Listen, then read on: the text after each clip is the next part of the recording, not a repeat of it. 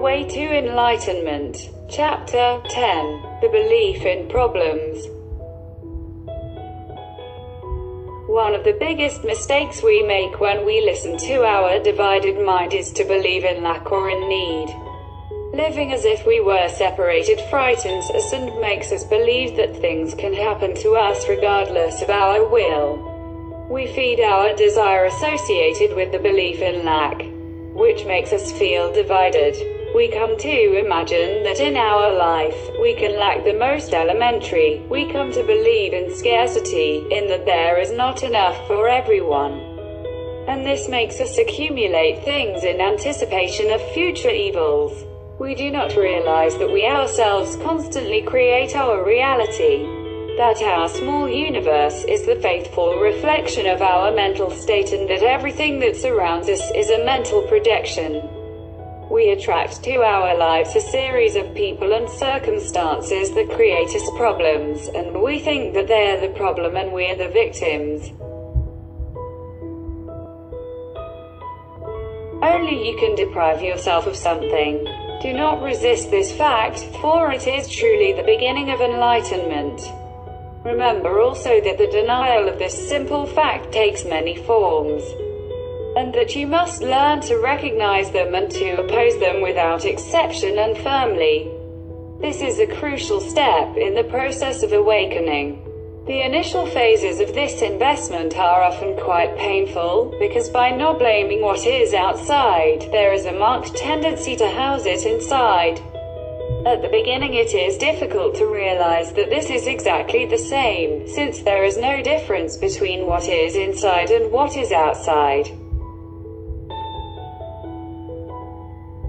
You have to have this point very clear in the process of awakening. We cannot be aware of something if we refuse to accept that it is possible.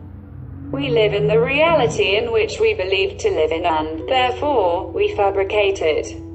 We can deny that this is true, but we cannot avoid that so it is.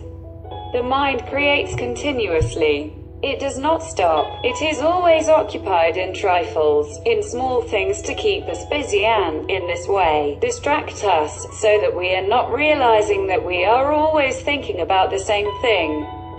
Turning over any issue, believing that only we can find the solution.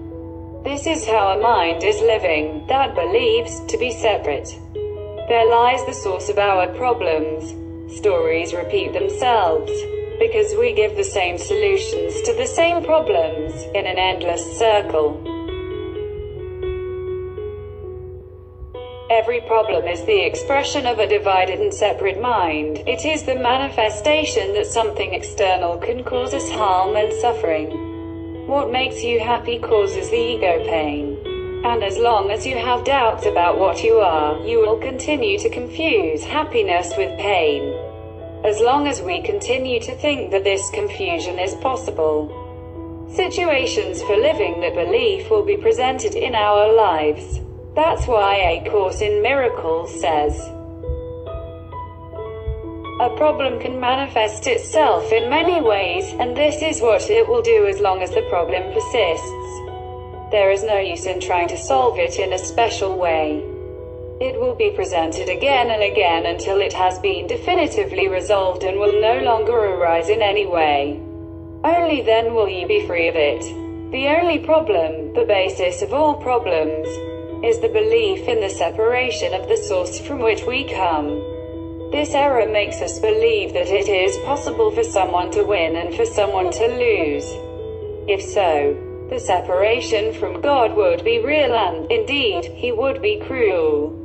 Let us heal this perception and suffer no more. Let's give this perception to the Holy Spirit and let Him remind us who our source is, to which we are always united. Every problem is an error. It is an injustice against the Son of God, and, therefore, it is not true. You are in an impossible situation only because you think it is possible to be in such a situation.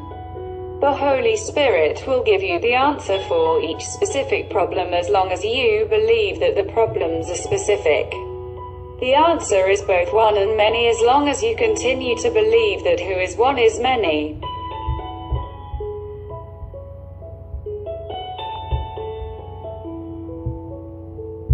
abundance will manifest itself in our lives when we feel and understand that we have everything, because we are part of the whole.